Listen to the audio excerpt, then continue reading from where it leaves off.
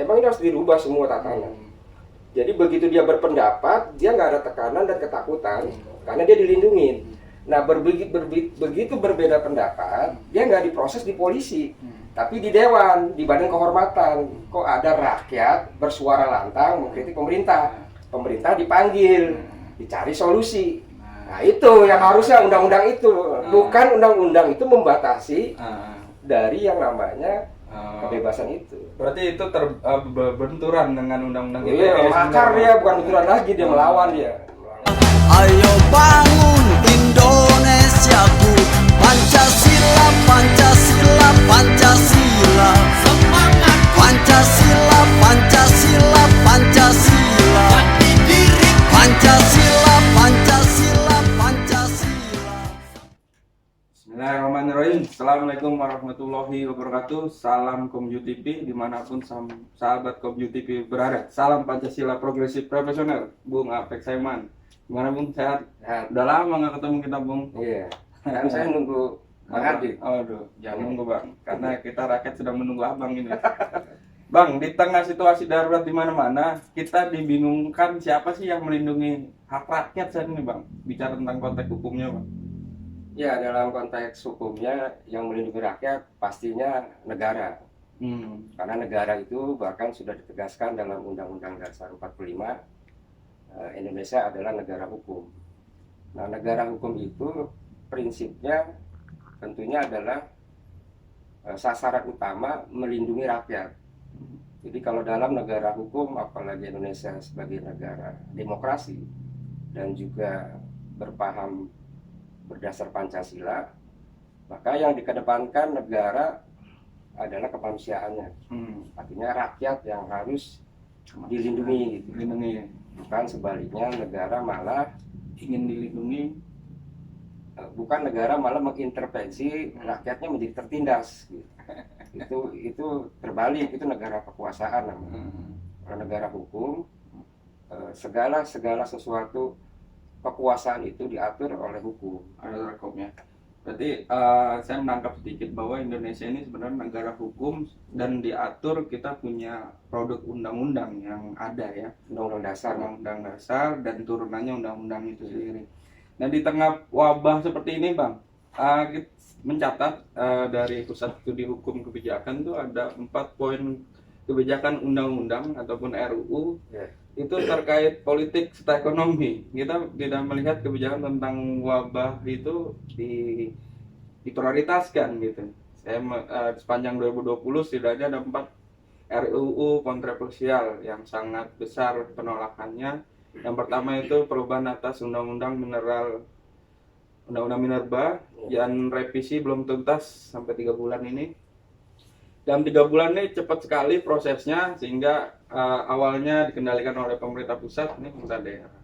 Terus yang kedua, peraturan pemerintah Perpu terkait kebijakan penanganan pandemi. Jadi kebijakan keuangan saat itu dengan DPR sekarang dilegaliskan oleh pemerintah.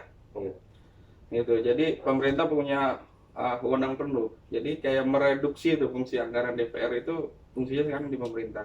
Yang ketiga ini perubahan atas Undang-Undang MK. Nah, perubahan atas Undang-Undang MK ini kebijakannya 15 tahun proses jabatannya. Ini banyak penolakan di masyarakat terkait terakhir Undang-Undang Cipta Kerja. Sikap pemerintah DPR terkesan memaksakan Bang penyelesaian RUU ini, sehingga sangat cepat dilakukan dan diproduksi undang-undang itu di tengah wabah. Tanggapan Abang seperti apa Bang kalau bicara kita produk hukum? Ya, inilah yang harus dibedain negara hukum dengan negara kekuasaan. Kalau negara kekuasaan dia bisa banyak bikin peraturan, bikin undang-undang. Nah, yang dimaksud Bang Adit itu adalah undang-undang, peraturan. Dia berbeda dengan negara hukum. Negara hukum kan jelas basisnya itu kan keteraturan. Harus teratur. Nah, kalau undang-undang itu kan bagaimana kekuasaan. Nah, karena akses utamanya lebih mengedepankan kekuasaan, sehingga undang-undang itu terserah pemerintah. Tapi kalau pemerintah adalah menjalankan berdasarkan hukum, maka seluruh yang dikeluarkan itu berdasar atas hukum. Hmm. Ini namanya rule of law, jadi supremasi hukum. Hukum ya. Jadi dalam konsep Indonesia itu kan Eropa kontinental, di mana konsep hukum tertulis itu kuat, yang harus diterjemahkan oleh kekuasaan, bukan kekuasaan yang memproduksi peraturan, tapi kekuasaan itu didirect oleh hukum. Nah, hukum kita kan ada hukum dasar 45. Nah, akhirnya berjalanlah kepentingan yang masuk, mulai dari undang-undang minerba, konstitusi sampai merespon wabah segala macam, karena tradisinya lebih mengedepankan kekuasaan, jadi banyak yang di bypass. Nah, sementara dalam membuat teori undang-undang itu kan harus melalui 3 landasan. Nah, ini yang kurang diperhatikan. Jadi satu peraturan perundang-undangan itu dia ada landasan minimal 3 yang harus dikedepankan. Apa tuh, Bang? Pertama, landasan sosiologisnya. Dia harus diterima oleh masyarakat, oleh rakyat. Terus landasan filosofis, itu isinya harus ada kebenaran dan keadilan. Kemudian landasan yuridis, dia punya legitimasi. Nah, kalau kita ukur pendekatan akademik, kan seluruh undang-undang itu kan bernaskah akademik. Harusnya kalau tidak ada 3 landasan ini, artinya undang-undang nggak diterima oleh masyarakat, undang-undang tidak ada kebenaran keadilan, iya dia gugur. Ya. Nah, mestinya MK itu harus proaktif, tidak menunggu pengaduan. Bahkan pengaduan yang ada ya ke MK itu terkait Undang-Undang Cipta Kerja itu banyak sekali pengaduan yang ada tidak ada respon sama sekali, Bang. Misalkan karena tadi ada undang-undang terkait MK ini masa jabatannya 15 tahun. Nah, Sehingga kan tidak mungkin akan bisa berubah tuh ciptanya undang-undang MK itu sendiri. Jadi intervensi pemerintah sangat kuat sekali, Bang, ini, Bang. Abang nih ya, apa kita ini negara kekuasaan nih, Bang, berubah, Bang? ya Dari negara kalau apa? saya secara de facto, jadi Indonesia secara de jure menang. Negara kita kan negara prosedural.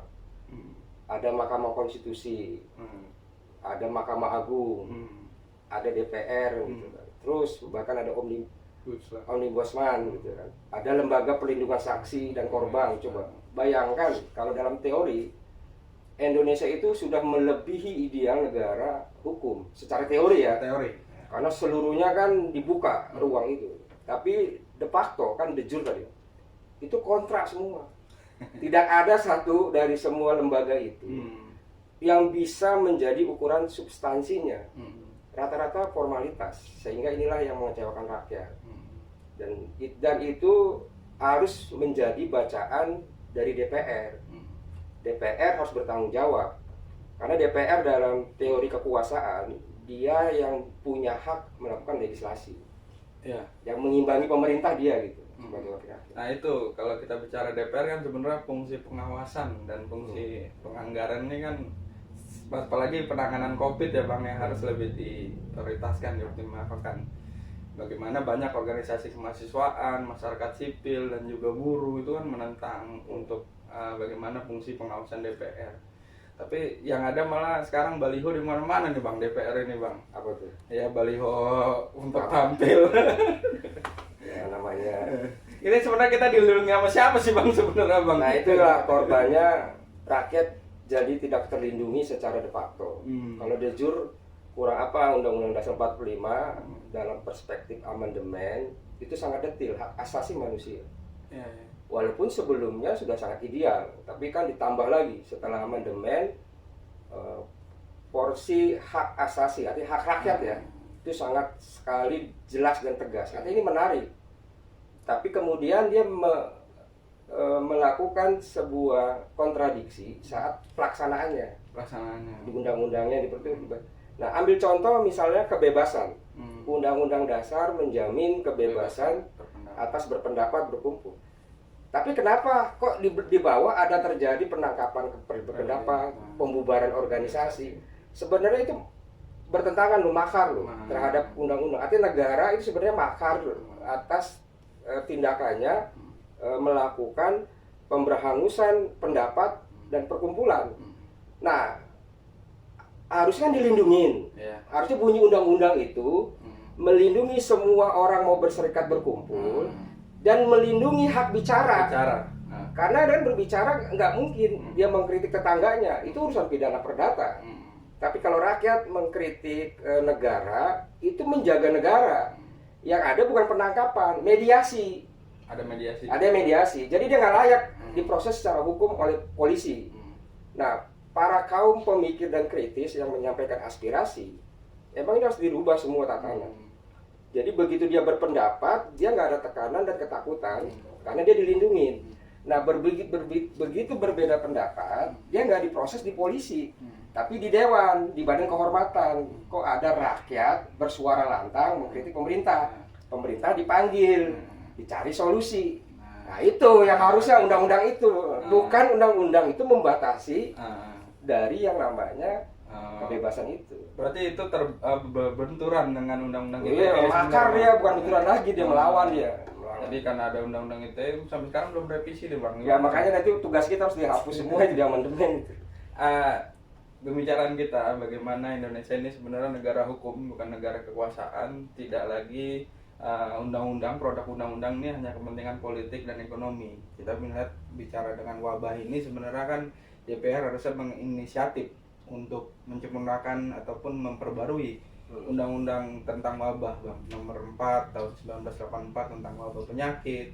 Terus yang terbaru undang-undang kekarantinaan nomor 6 tahun 2018. Bagaimana ini menjadi satu undang-undang produk yang terbaru dengan menjawab bagaimana kegelisahan masyarakat penanganan wabah ini. Jadi DPR tuh harus tampil sebenarnya tentang undang-undang itu, tapi kok kepentingannya hanya politik dan ekonomi gitu. Nah, ini harus diseriusin. Ya bagaimana? Karena wabah penyakit menular kan banyak, ada TBC, ada macam-macam di situ. Nah, saya ingin closing statement nih sama Abang nih. Sebenarnya apa yang dibutuhkan oleh DPR? Ya, saya kira DPR itu harus dirubah ya. Bahkan kita harus mosi sama DPR. Karena dia pertanggungjawaban dari kedaulatan rakyat. Nah, termasuk seperti wabah.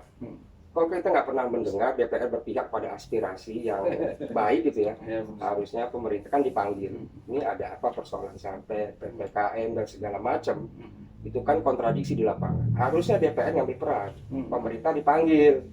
Jangan dibiarkan seolah-olah ini bukan negara demokrasi, semuanya pemerintah. Ditanya keterbukaannya, kejujurannya, aspirasi masyarakat didengar, disampaikan DPR. Baru kita pendekatannya secara Pancasila.